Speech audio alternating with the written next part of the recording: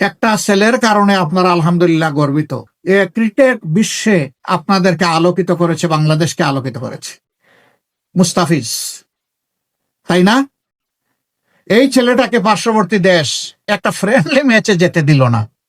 দেশের প্রতি, ক্রিকেটের প্রতি এটা চরম অপমান। বাংলাদেশের ক্রিকেট বোর্ড এরকম বিব্রতকর পরিস্থিতিতে ভারতে গিয়ে আবার টি-20 খেলার সিদ্ধান্ত প্রত্যাহার করেছে। দাবি ছিল যে এই খেলাটা শ্রীলঙ্কায় হোক, আমরা যাব। ক্রিকেট বোর্ড এই সঙ্গত দাবিটাকে মানল না। আমরা দুঃখিত, আমরা লজ্জিত।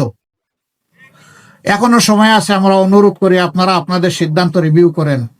এরকম দুনিয়ার বহু দেশে ইতিহাস আছে।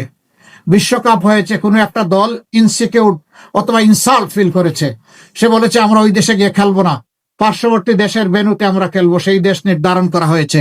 যদি অন্যদের জন্য তাই করা হয়, বাংলাদেশের জন্য কেন করা হবে না? দেশপ্রেমের নজির এবং সাক্ষ্য আমাদেরকে সর্বত্রই রাখতে হবে ইনশাআল্লাহ। আমরা আমাদের প্রতিবেশীদেরকে বন্ধু এবং প্রতিবেশী হিসাবে দেখতে চাই। আমরা তাদের সাথে উত্তম আচরণ করতে চাই, কিন্তু আমরা তাদের কাছ থেকেও উত্তম আচরণ চাই। আমাদের কথা সাফ, আমরা ন্যায়সঙ্গত পন্থায় কারো কোনো ক্ষতি না করেই তাদের সাথে উত্তম সম্পর্ক আমরা রাখতে চাই, আমরা উত্তম বন্ধু হিসাবে রাখতে চাই। কিন্তু আল্লাহর কসম, আমরা কাউকে প্রভু হিসাবে আসতে দেব না।